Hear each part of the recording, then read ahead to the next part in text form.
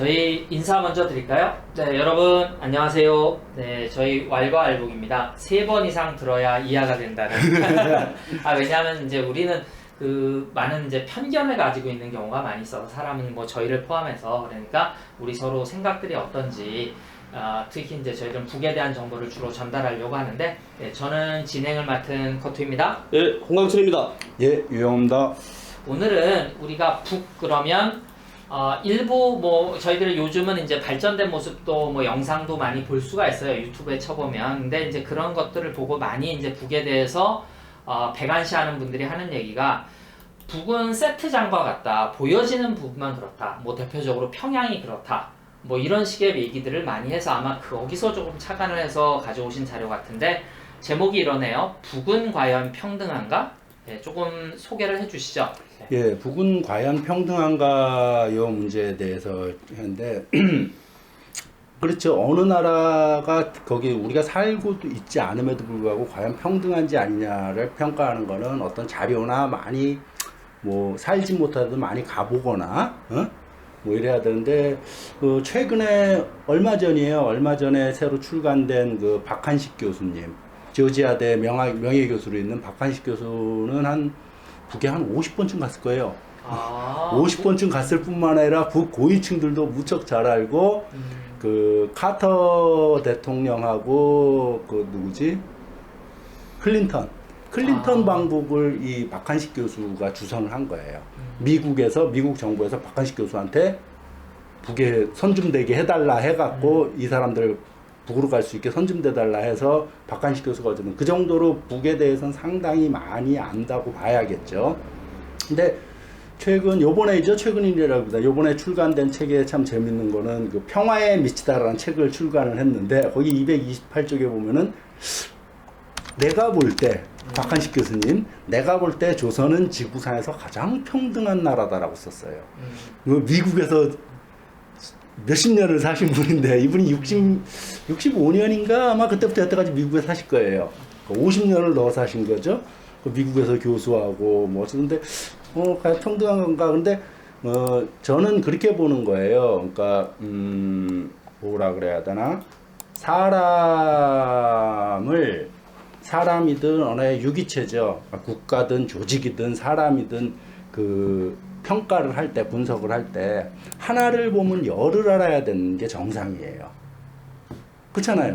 한 아이의 행동을 딱 보면은 애가 부모한테 어떤지, 공부를 잘하는지, 성실한지, 문제한지 이게 딱 한두 가지 행동 보면 딱 알잖아요. 그러니까 하나를 보면 열을 안다라는 우리 그 속담이 있듯이 그게 정상인데 북에 대해서만큼은 사람들은 그렇지 않아요.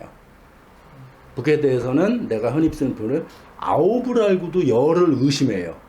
아홉을 보여줘도 10번째를 의심해. 보통 정상적인 사람은 하나를 보면 열을 하는 게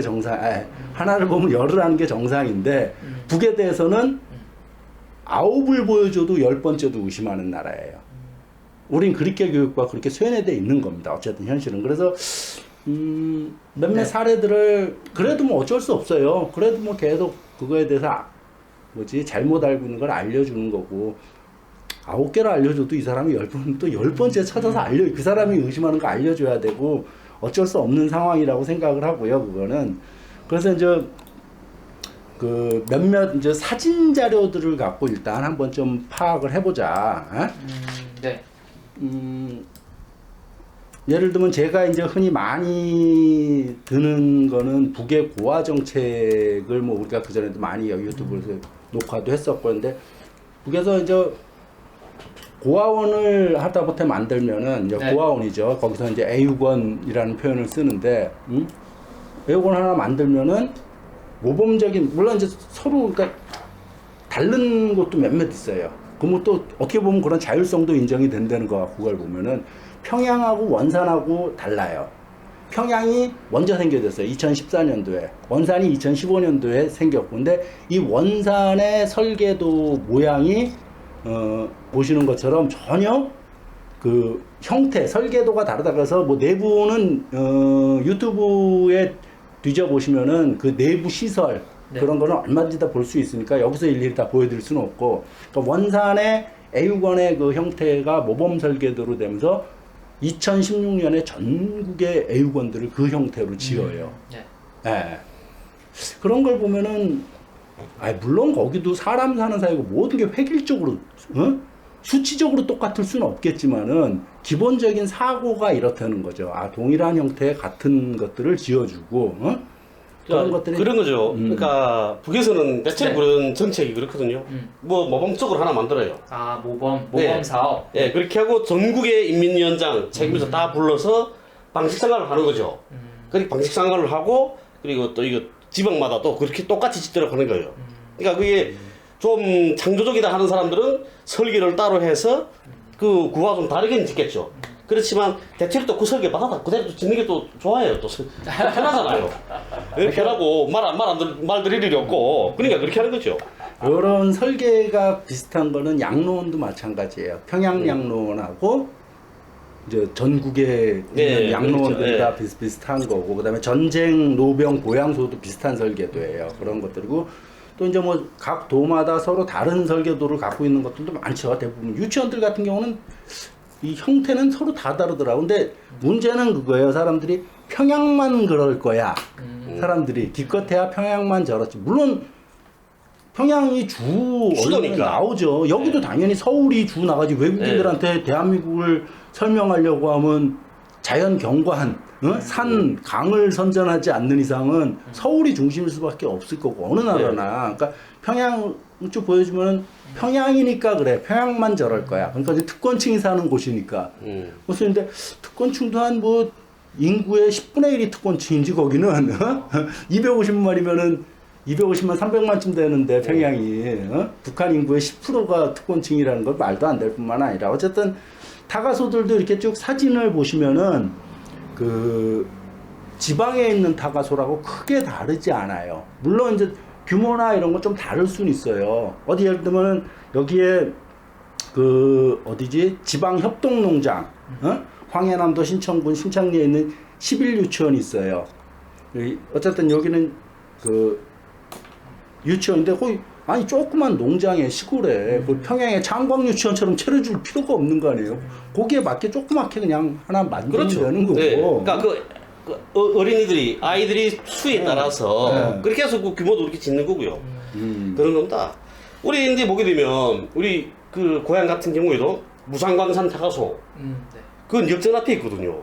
그건 5층짜리 건물인가 완전히 큰다 그건 대학처럼. 네. 아파트 자체가. 그만큼 애가 많으니까 그만큼 크게 짓는 거고. 제가 다니던 유치원은 선물 유치원이라고 하는데 그거는 3층짜리거든요. 그렇습니다. 이렇게 그 아이들 수에 따라서 그건 규모를 그렇게 꾸리는 거죠. 그렇죠. 그러니까 타가소 얘기 같은 경우는 강원도 그러니까 그런 지역 타가소뿐만 아니라 그 공장 타가소들 그게는 20아이가 20명 이상 있으면은 타가소를 지어야 돼요. 의무적으로. 예. 그게 1958년도인가 그런 뭐라 그래 법이라 그래야 되나? 네. 그래서 그게는 이제 다 공장마다 타가소가 있잖아요. 웬만큼 규모가 되는 것. 근데 가만히 생각해보면 아이가 20명 이상이면 네. 그거 어마어마한 거거든요. 예. 엄청 많은 거거든. 웬만한 공장은 다 있다고 봐야 되는 거지. 하다못해 작은서가 아니라 김일성 대학에도 타가소가 있어요. 네. 네, 대학 안에 타가소가 있고. 여기 이제 지방에 있는 천삼합작 농장 타가소라고 남쪽 사람이 가서 찍어온 거예요. 이 사진은. 네. 남쪽 사람이 가서 2018년도에 찍어온 거예요. 이거 시골에 있는 그러니까 위치가 명칭은 천삼합작 농장 타가소인데 그 남쪽의 사람이 이 글을 올리면서는 위치를 어떻게 했냐면 원산에서 금강산 중간쯤에 있는 거다. 그러니까 완전 산골 아니에요. 원산에서 강원도. 그러니까 어쨌든 거기 있는 산골 타가소인데 2층인데 이거 뭐 멀쩡해잖아요. 이 정도의 시골 산속에 이런 타가소 있으면은. 그러니까 이제 지금 아마 사진으로 쭉 뽑아주신 게 이제 뭐 애육원, 뭐 보육원, 양로원, 노병 요양소, 유치원 아마 이제 뭐 네. 제가 뭐 말로는 말씀드렸지만 뭐 병원이라든지 이런 방송을 할 때마다 이제 늘 이제 그 말씀하시는 게 이런 거죠. 이제 평양만 저렇다. 근데 이제 이런 것들이 전국에 이렇게 설치돼 있고 그리고 이제 저희가 어린이집이나 뭐 타가서 비교할 때도 좀 말씀드렸습니다. 우리는 이제 아파트 단지 뭐 1층에 작게 이렇게 다 돼 있잖아요. 근데 지금 말씀하신 것처럼 되게 뭐 5층짜리, 3층짜리 이런 타가소들을 지으면서 이렇게 자꾸 운영을 하려고 하고 하는 것들을 우리가 꼭 부정적으로만 볼 게 아니라 좀 이렇게 있는 그대로 좀 보고 받아들이자 아마 이런 차원에서 이제 그렇죠. 사진 자료를 네. 쭉 준비를 하신 것 같아요. 그러니까 뭐 학교들도 마찬가지예요. 뭐 서울로 따지면 뭐 좋은 학교들이 여기는 이제 사립이 있고 그러니까 뭐 능력에 따라 오너의 학교가 좋아지고 안 좋을 수 있는데 그 학교 같은 경우도 평양에 있는 학교나 원산, 해주, 신의주, 사리원 뭐 곳곳에 있는 학교들 그 사진 한 장에 불과하지만은 이렇게 보면 외모에서 느껴지는 그런 게 있는 거 아니에요. 큰 차이 없다 이거죠. 특히 모르겠어. 아직까지 그러니까 이 공공기관에 대해서만큼은 정부가 주도적으로 하는 거니까. 예.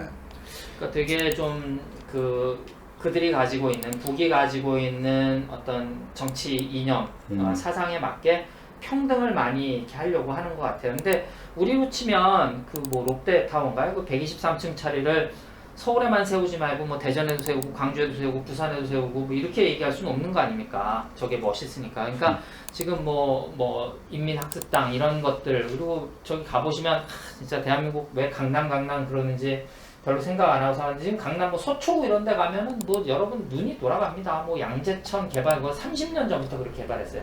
그런 것도 따지고 보면은 지금 저거 아닙니까? 편해 아닙니까? 편해. 심지어 요즘은 대한민국 지금 땅값 때문에 난리가 나는데 강남 보면 왜 강남으로 사람들이 몰린지 알겠다는 거예요. 왜? 지하철, 뭐 인프라, 막 강남 거기만 지금 몰아든다. 지금 그런 대한민국 상황에서 북이 평등하지 않다라고 우리가 욕을 할 수 있을까? 그리고 3억 3천 인구 중에 3억을 버리고 3천만만 데리고 지금 국정을 운영한다는 미국, 천조국이라는 미국, 국방비로 1,000조 달러를 쓴다, 1,000조 원을 쓴다고 하는 미국이 지금 북을 비판할 수 있을까? 사회주의 정신을 비판할 수 있을까? 저는 그건 좀 의심이 드는 것 같아요. 만약에 지금 북이 경제 제재를 받지 않는다 그러면 이런 것들을 더 많이 확대하지 않을까요? 저는 그렇게 생각이 드는데. 근데 이제 보면 네. 그 사람들이 흔히 이렇게 북한을 찍을 그 동영상 나오는 거 보게 되면 네. 완전히 그 단층 주택들 완전히 그 조잡하게 있는 어지러운 그런 쪽만 비치거든요. 국경연성 같은 경우에도 그래요. 우리 고향도 같긴 하죠. 두만강 옆에 그 옛날에 지은 집들은 다 낡고 그래요. 단층 집들이고. 그런데 그 뒤에 새로 지은 아파트들, 네? 그건 절대로 그 동영상이 안 돼버려요. 그 오신 지 꽤 됐는데 네. 오시기 전에도 7층짜리 아파트에 사셨다며. 네, 그렇죠. 그 뒤에 5층짜리 탑식 아파트들도 많았고 이래요. 네. 근데 그런 건 절대로 안 내버려요. 요즘 보면은 그 해산 같은 경우도 해산이 특히 그 네, 그렇죠. 국경 네. 쪽에 있어가 거기 많이 촬영하기도 좋고 하니까. 그런데 해산도 지금 해산이 통째로 하루아침에 바뀌기는 좀 걸리겠지만 어쨌든 거기 나름대로 지금 해산역이며 새로 많이 지어지고 새로 변하고 있는 모습들은 잘 안 나오죠. 네. 그런 근데 것들이 그렇고. 이렇게 평양에는 뭐 이렇게 예명거리, 각저거리 쫙 세우잖아요. 그러니까 그걸 보고 야 저건 평양만 그러는 거야. 저거는 평양 왕국에 대해서 그러는 거야. 이런단 말이에요. 네. 그런데 지방에 40층, 50층짜리 고층 빌딩을 지을 일이 없잖아요. 그 시골의 농촌에 그 빌딩을 지어서 뭐 해요? 그 필요 없는 거예요. 그러니까 안 짓는 거죠. 대신 지방에는 이렇게 단층 주택들이라도 아담한 단층 주택만으로 쫙 지어놓잖아요.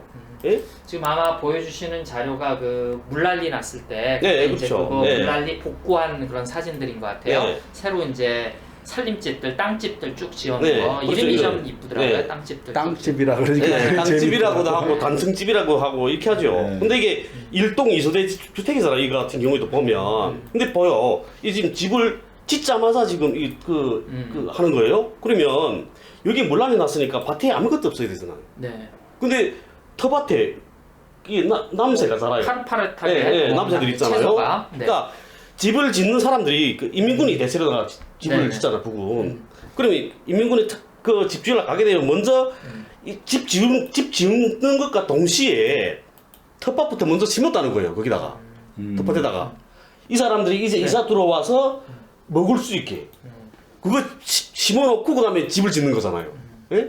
이렇게 집을 지어도 그 집에 들어와서 살 사람들이 그 생활상 편인 거지 생각을 해요. 그렇게 하고 집을 쫙 짓는단 말이에요. 예?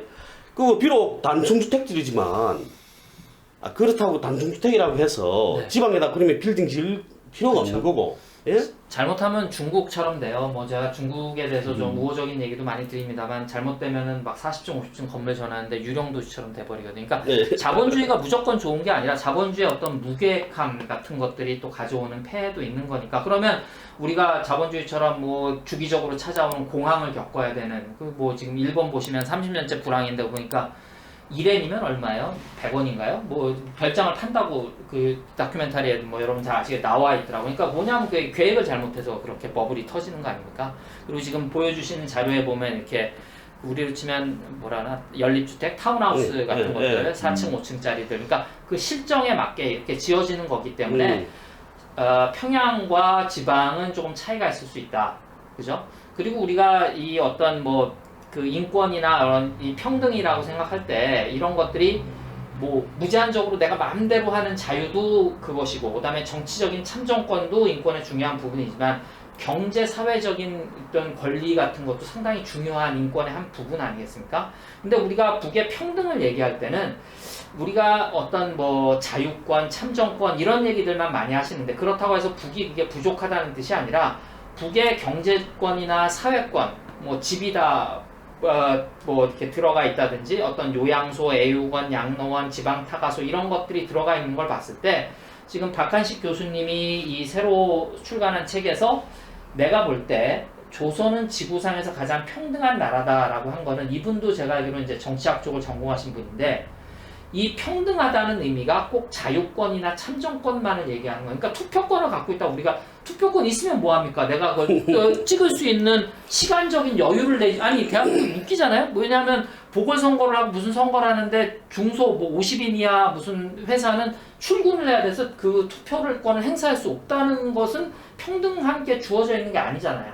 그러니까 아마 이분이 말씀하신 것도 그런 경제권과 사회권적인 분야에서 우리가 다시 볼 때 북의 평등을 우리가 논할 만한 자격이 있는가 그리고 미국이 거기에 대해서 딴지를 걸 만한 어떤 자격이 있는가를 같이 비교해 보면서 북도 변해야 되겠죠. 변해야 될 부분이 있겠죠. 부족한 부분이 있겠죠. 그래서 같이 놓고 좀 생각해 봐야지 어느 한쪽만을 지금 비난하고 있으니까 문제가 되는 거라고 생각이 듭니다. 그러니까 우리 평등이라고 말할 때 정치에서 평등이라고 말할 때 그 뭐야 이게 내가 대표님하고는 하고 평등한가? 네? 그게죠. 물론 우리 왈가왈부에서는 평등하죠. 워낙 잘 접어드니까 예, 다 평등한데 우리는.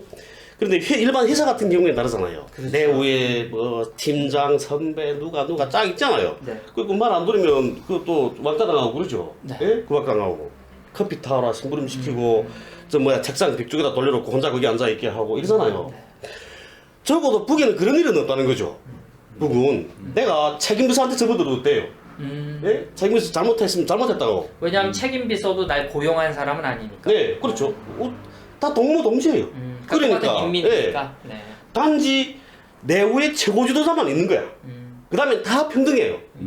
다 동무동지란 말이에요. 심지어 이제 만나러 갑니다나 모란문 클럽에 나와서 네. 북한을 헐뜯는 그런 사람들까지도 뭐라고 말하냐면 우리 어머니가 우리 시어머니가 어느 정도로 배짱이 좋냐 어? 우리 엄마가 간부들한테서 책상 땅땅 두드리며 삿대질하면서 간부들 욕했다고 이런단 말이에요. 그렇죠. 그건 뭐예요? 그건 바로 평등하다는 걸 말하는 거예요. 간부 이거 일반의 저 시골의 할머니가 간부한테 삿대질 해봐 책상 두드리면서 시골 할머니 저 가서 저 도지사한테 그래 보세요. 예? 가만 놔두겠어요? 그것도 쫓아내고 말지. 그 영화 북쪽에서도 영화도 보면은 지금 갑자기 이 영화 제목은 생각했는데 그런 장면들이 참 그 영화지만은 그러니까 여기서는 영화도 그렇게 못 만들거든요. 그러니까 영화지만은 밑에 노동자가 지배인 뭐 기사장 당비서한테 네. 개기는 모습들이 상당히 많이 나와요. 아, 물론 그래요? 영화 속에서는 항상 그래요. 그 개기는 그렇죠. 차단 윗발하잖아요. 정당하다 그래야 되나? 물론 정당하지 않고도 개기는 경우가 있고 네. 하면 제일 재밌는 장면이 나 이거 못 당비선가 새로운 지배인인가 누가 뭐 자단 간부가 했더니 나 여기 목 그만두겠다라고 오히려 당당히 그리고 한 장면에서는 지배인이 그 기술자한테 무릎 꿇고 비는 것 같은 게 나와요. 무릎 꿇고 빈다기보다는 얘가 잘못했다.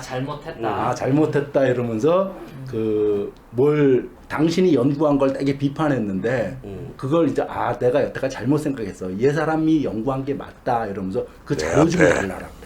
모든 걸 다 가져다 놔. 그랬더니 그 노동자가 실험 분석한 거랑 연구한 걸 모든 걸 다. 거고 이건 내가 조직에서 비판받아서 조직적으로 일한 게 아니라 내 혼자 일한 겁니다. 왜 주냐 이러더라고.